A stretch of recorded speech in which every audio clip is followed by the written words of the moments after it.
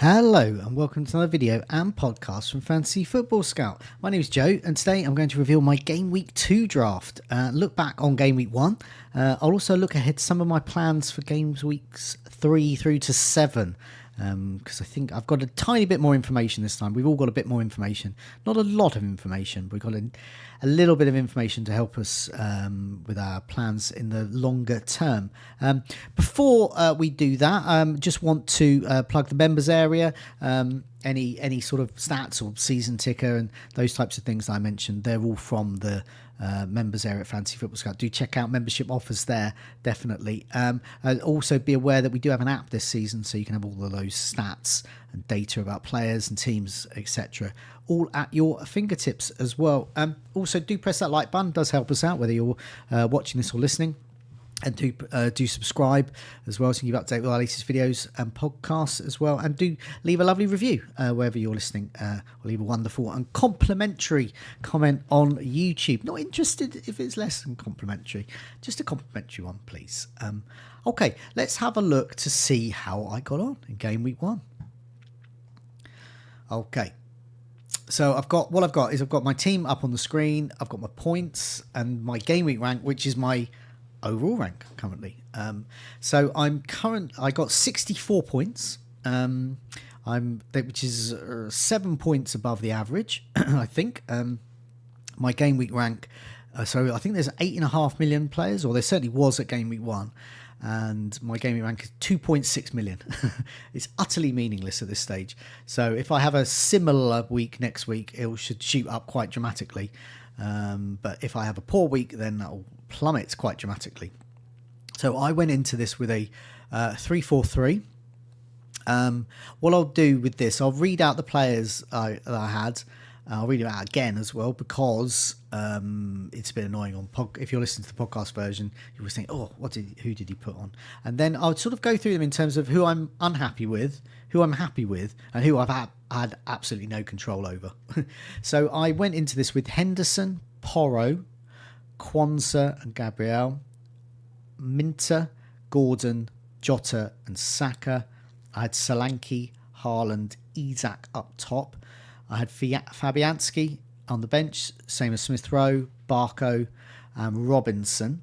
And I'll read out that first 11 again. Henderson, Pedro Porro, Kwanzaa, Gabriel, Minter, Gordon, Diego Jota, Saka, Solanke, Haaland and Isak. Okay, so 7 out of my 11 returned in some form. I had 2 double-digit hauls, and Pedro Porro got me 9 points. So I'm pretty happy with that. That's 64 points. That's above average, so I'm happy with that.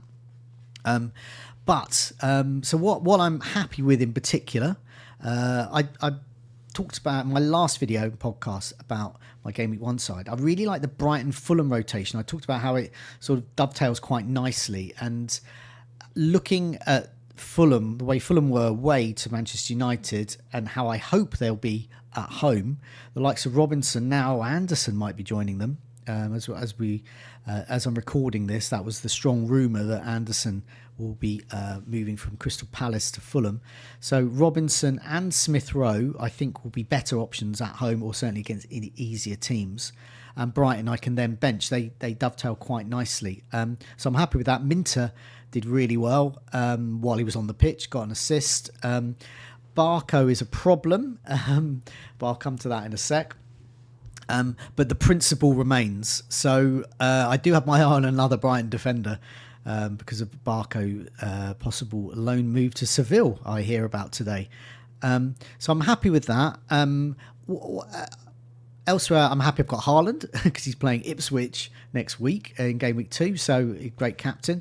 I'm happy that I did make sure I could get some Arsenal in my team. I'm happy with Gabriel, got me a clean sheet. Souček, who has a similar role of annoying bloke at set pieces for West Ham, got a considerable amount of shots inside the box, and so I think Gabriel could do well against Villa, hopefully. I'm happy with Saka, obviously, with his 12 points, so very happy with investment in Arsenal. I'm very happy with Solanke as well. He stayed on the pitch longer than all the other attackers for Spurs. He has very strong underlying bonus points system scores there. He had very strong attacking threat. Didn't quite get on the team sheet, on the sheet there, but I do the Goals Imminent podcast with Mark each week. We do mention Solanke there, his strong promise of returns. So I'm very happy with him there. So that's what I'm happy with. What am I unhappy with? Well, it's mainly on the bench. So I'm not happy with Barco. I thought he was going to start. He'd done so well in pre-season, but it turns out that he's going to be loaned out. So we wondered why he was benched. We thought he may have been an injury from pre-season. We thought, I don't know. Brighton fans didn't know what to think, but it turns out he sort of surplus to requirements there. So we saw Hinshelwood come in for him, Brighton. So he'll be off, but I think his price should be frozen. If he goes red flagged because he's out on loan, I think his price will become frozen. And also, I looked today, I think he's very considerably far off a price drop. So he can just sort of rot until I wildcard on the end of my bench, really. I'm not too worried about that. Quansah is the bigger worry. He came on 45 minutes, and then was taken off amid the Liverpool manager being very, very annoyed with the lack of winning of duels, and of which Quansah was at fault there. So whether his winner was placed back, whether he'll start against Brentford at home or win his place, I don't know. But if you don't know, you got a bench, really. So I'll have Barco and Quansah on my bench. Now I've got I'll talk about my game two in a minute, but so Porro could be an issue if he is injured. I haven't heard anything, so I'll be looking for pictures of him in training. It looks to be a knock. It could be something serious. He could be out, but I can't risk him being out. So I would have to make a move with Barco or Quansah out. Now, I've still got Quansah. He's gone down in price. He's 4.4 now, not 4.5. So I can't get any 4.5s. But I spoke about this on Twitter as well earlier. That doesn't bother me. His price drop doesn't bother me because I looked at the array of 4.5s, the array of 4 million. I can't see much of a difference, really. There's not many there. I think Robinson would be the only one I would go for because he's got a great fixture in game week 2. But anyone else of the 4.5s, they just haven't really got the fixture in game week 2 when I really need them. So I think for me, if Porro's definitely out, I'll remove him, I think. I would prefer to get, say, Munoz, very attacking for Palace. Gusto at Chelsea. I prefer to spend a bit more, spend a 5 million on someone who's, certainly we hope to be nailed, but also with more attacking threat. So I on the FPL Generals video and podcast this week, I did a table for him with 4.5 and 4 million options. It really wasn't that great. Mazraoui for Manchester United, but they've got Brighton. Torres, Aston Villa. Torres appeared to be better for the bonus points than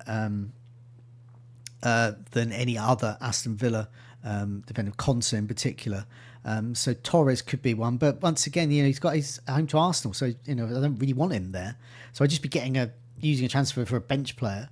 Bednarak at Southampton's one to monitor at 4 million. I mean, this is how desperate it is. I mean, I don't want any of these. The only one I wanted was Robinson, but he's already in my team.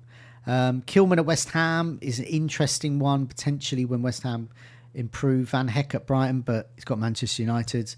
The Ipswich guys, but Wolfenden and Greaves at 4 million. Harwood Bellis at Southampton, 4 million possibles. I might have to bring in one of these. So if Porro is definitely if Porro's no actually I'm not going to bring in one of these. Thinking it through, if Porro's definitely out, I'll remove Porro for a better defender. Quansah and Barco could just rot for a little bit on my bench. I don't have too much of a problem with that because I'm happy playing Gabriel. I'm happy playing Robinson. And I think for the fixtures as well going forward, I'm actually happy to play Robinson. I mean, ideally I want to do a Brighton Fulham rotation, but Fulham's fixtures, they've got Leicester at home game week 2, great. Ipswich away game week 3, fine. Then they've got West Ham and Newcastle at home. Ideally I want to play a Brighton defender then, so that's when I'll be looking to remove Barco, hopefully. But Nottingham Forest away game week 6, not too bad. Man City away game week 7, that's when I do not want to be playing Robinson. But as we'll see with my plans, I'll have wildcarded by then, I think. So that's not too much of a problem. But yeah, so I'm quite happy to sit on my bench really, and having the point 0.1 drop gone. That's taken out of my hands, which is good as well. So I would prefer to spend a transfer not juggling around 4.5 low ceiling players to focusing on perhaps moving, premium players or mid-price players. So, for example, Brian Mbomo has Southampton at home in game week 3. I think I'd be preferred to use a transfer to get him in, rather than these 4.5 defenders. And I think we can get too consumed by price. People think the price is the be-all and end-all. You've got to maintain team value at all costs, but you don't have to. And I think by the end, I think with this season, with the players like Salah and Haaland and Saka and Palmer, and all these players are so expensive. I think I'll be in a situation where I think I was when I wildcarded the second time, the second part of the season wildcard about 2 or 3 years ago, where the team I wanted, I was either like 5 or 6 million out, or I could get anyone. But there was never a point where I thought, oh God, I'm 0.3 out, I'm 0.1 out. I was never really at that point, really. They were just totally unaffordable, or I could get them. And I think they'll be same this season as well. And also, as the season emerges, very low-owned, low-priced gems will reveal themselves more. We've already got potential of a few. In the Goals Imminent podcast I've recorded with Mark, one name that stood out for when West Ham's fixtures improve is Thomas Souček at 5 million. Could be a handy little enabler.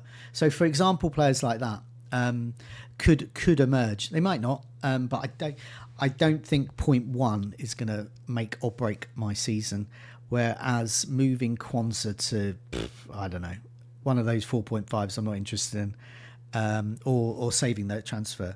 Also, when I talk about my transfers in a bit, see the importance of saving a transfer, especially if you're going to be moving Haaland and Salah around, which could happen. So they're the things that I'm sort of unhappy with, things that I'm happy with. And there's 2 other things that are just completely out of my control. So we have to accept that this game is to do with, there is a bit of luck, there's fate in this. Newcastle, the sending off of Cher in that game meant that Newcastle didn't really attack. Southampton attacked, but their attack was a bit lame. So it was just Southampton attack, Newcastle somehow coming away with a result. That could have been very different for me as a Gordon and Isak owner. I could be sitting on a massive haul there, but I'll never know. And that's just out of my control. Minter could have been on a massive haul. Dingra got a goal later on when he replaced him. Minter got an assist, looked great in the game. He was substituted off with a concussion injury, but according to his agent and the player himself, he didn't even have concussion. He just got hit in the ribs, I think, and he was basically okay. But he had a concussion substitution. So I think he'll be back. But he'll be, I'll put my team up in a minute, but I won't be playing him game week 2 anyway. But there's a bit of luck there, bad luck there, because that's just out of my control. He could have got a huge score. He might not have done, but he could have got a goal, maybe 2 more. I don't know. So anyway, so those are things out of my control. So here's my team as it is for game week 2. So I've got once again, 3-4-3. Not dramatic change. It's more that Brighton-Fulham sort of rotation. So I've got Henderson in goal, Pedro Porro, Gabriel, Robinson, Smith Rowe, Gordon, Diogo Jota, Saka, and up front Solanke, Haaland, who is my captain because he's home to Ipswich, and Isak, who I've got on my vice captain at the moment because he's away to Bournemouth, but could easily be Saka or Jota or Solanke. I've got lots of sort of good backup options there. Vice captain. On my bench, got Fabianski, Minter. So Smith Rowe comes in for Minter. Kwanzaa, who is back to the bench. Barco, he's so far along my bench, he's practically in Seville. I'll read out my first 11 again, just for the benefit of those listening on the podcast. Henderson, Pedro Porro, Gabriel, Robinson, Smith Rowe, Gordon, Diogo Jota, Saka, Solanke, Haaland, and Isak. So there's not really much to say with this. I would like to preserve the transfer if I can. I'm more than happy with this team to go into it. If there's any of my attackers are out, I've got Minter to come in. It's the defence that's a problem, and it's Porro. So the worst thing for me would be Porro not training, the manager saying, I hope we will have to assess him tomorrow. That just, too much doubt there. That may force me into doing something like Quansah or Barco to a Southampton defender, because they play Nottingham Forest this week, so I'll be happy for them as my sort of bench backup. And also it solves one of the problems of Quansah and Barco. So I would do that move, but I don't really want to do that. So fingers crossed for Porro. The rest of them I'm fairly safe are going to play. So for example, I don't know, if there's an injury to Smith Rowe or Minter will come in, I'm happy with that.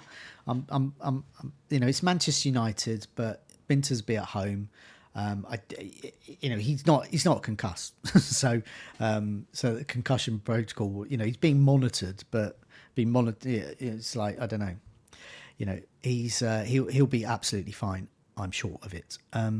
Okay, so that's my team for Game Week 2, and as I said, the only issue is I don't want to make a defender transfer, but I may have to.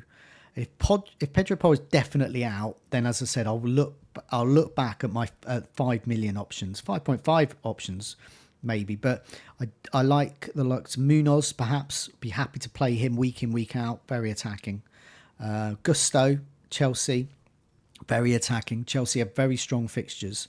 And speaking of the fixtures, I'm going to put the fixtures up now. So what I've got up on screen is a slightly modified version of the fixture. So it's from game weeks 2 to 7 from the Fantasy Football Scout members area. It's sorted by difficulty. And also I put at the top above the fixtures of what possible moves I might make. Something I did last season when I did the team reveal video with Tom. I sort of had a sort of a vague plan that I just put into my phone notes of what I wanted to do potentially with transfers. So for game weeks 2 and 3, I will use only one transfer, because I want to either save a transfer this week or save a transfer next week, because I want to go into game week 4 with 2 transfers. If I end up saving 2 transfers in game weeks 2 and 3, I would go into game week 4 with 3 transfers. But I don't know if I necessarily need that. And I also think it might be quite good to take advantage of a shift. So, for example, Porro is not ideal in game week 3, so I might have to make that defensive switch anyway, which might prompt me to make that move. So, for example, Southampton away to Brentford in game week 3 is not ideal, but they've got 2 sort of okay fixtures. So, that move could be made there. As I said, it's not ideal though. What I've written up in here is one move I'd quite like to make in game week 3 is possibly to remove Jota, because I've got my eye on getting Salah instead, and I don't know going forward whether Jota is totally nailed on in that number 9 role. He does have a bad injury record as well. But anyway, he's got Brentford at home, game week 2. Happy to play him then. Then away to Manchester United. I don't know whether that's going to be a Jota game. And I could make a switch there to a couple of better players, I think. Longer term, or the next few fixtures at least, I could make a switch to Bailey for Aston Villa. Got away to Leicester. Then he's got Everton, Wolves and Ipswich. So that could be quite profitable. I could play Bailey throughout there. I could also make a move perhaps to... looking at that, and Brian Mbomo, so he has got Brentford, he's got Southampton at home, so he's bottom of the season ticker, Brentford, but at the moment, but the Southampton game will put him top for that week probably. So I think Brian Mbomo could be quite good. I'm quite happy to play him through tougher fixtures. And then he's sort of in place. I think his value is going to go up. So I want to make sure I can afford him. Although, as I said, I don't know whether price changes will make tremendous amount of difference. So say Brian Mbomo goes up to, I don't know, 7.5 or something. I'll probably either better afford him or not afford him, whether he was 7 or 7.5. But I think there would be a better use of a transfer. But as I said, I might be forced into one, and I'm happy to do that cheap defender one. So it's game week 4, and we can see with the fixture ticker, there's a change there. So Man City have Brentford at home. It's okay, but I don't know. I don't feel confident enough. I think I prefer to captain in game week 4. I don't know. I mean, looking at that, I think I'd prefer to captain Salah at home to Nottingham Forest. So I might make either in game week 4 or game week 5 a move from Salah to Haaland. And I would do that with 2 transfers. You need that, obviously. Salah's a midfielder. And the reason is because Liverpool, they've got Nottingham Forest and Bournemouth at home, game weeks 4 and 5. Then they've got Wolves away in game week 6, which is very strong. It's a very strong sort of set of 3 fixtures there. Meanwhile, Manchester City, they've got that Brentford home game, but then they've got Arsenal at home. Don't fancy that for the captaincy. Newcastle away, don't fancy that for a Haaland captaincy either. Then they have Fulham at home in game week 7, and that heralds a very, very strong run for Manchester City. So yeah, they got Fulham, and then they got Wolves, Southampton, Bournemouth, and Brighton after that. So I'd want Haaland back. So my rough plan is use only 1 transfer in games weeks 2 or 3. Game week 4 or 5, possibly game week 4, use 2 transfers to switch Haaland to Watkins. Remember I spoke about Aston Villa's fixtures improving. And Gordon, who I don't think I'll need, to Salah. And I've got currently $1 million in the bank to do that move. If I make any of the other moves, say Jota down to Mbomo, that's another 0.5 I've got in the bank. Or defender switch Quansah to a 4 million. Could be a move I make. So there's definitely money to be made there. And I think I can afford that move, and I like that move. And I think I prefer Salah to Haaland. Now, a lot of people, started strongly with Salah, but this fixture here is the Haaland one at home to Ipswich. And that's the one that's going to be sort of make or break for Haaland. So if he doesn't do so well, then I'm going to be slightly more annoyed with him. But, he looks good. He said he looks good. He's in the best form. He's actually had a pre-season. So in game week 7, I'm going to want Haaland back, and I can live without Salah.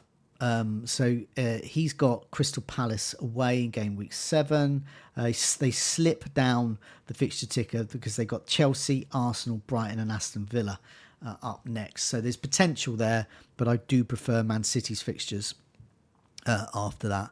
So game week 7, in order to get Haaland back, if I can't do that in another 2 moves, I would wildcard. And I think that's the perfect time to do it. So for me, it was something I spoke about on Tom Freeman's Team Reveal video, and he makes an interesting point. If you haven't got a lot of Arsenal, then game week 6 is the time you'd want to wildcard, because from game week 6, Arsenal face Leicester and then Southampton. It's a good run.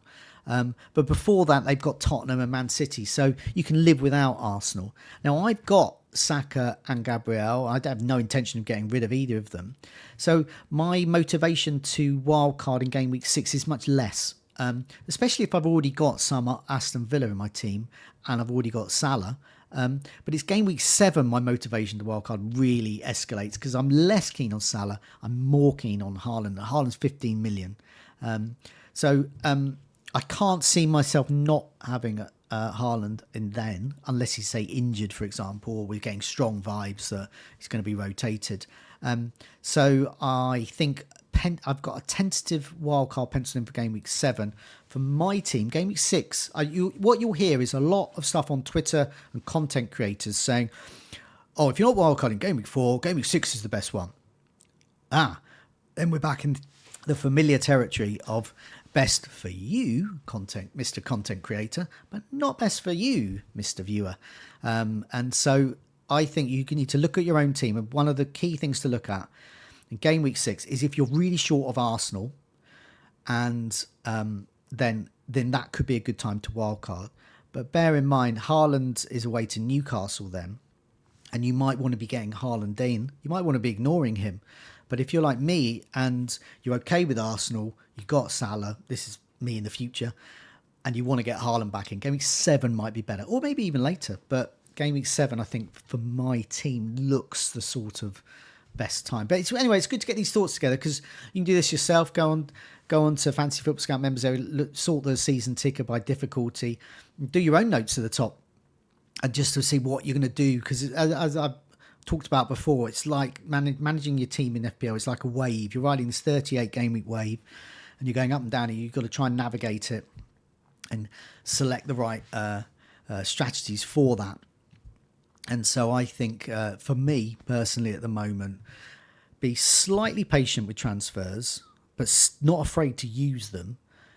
And above all, try and get those 2 transfers for game week 4 or 5, hopefully for 4, to do that Haaland Salah switch. I hope that's been a help. It certainly helped me to sort of get my thoughts together. Good luck with the game week. Do remember to press that like button. Do remember to subscribe. And I won't be around next week, so I won't be revealing my game week 3 team, but I'll be back game week 4. Will be the next one. So good luck with that. Let's hope we all rise up in the rankings. See you soon.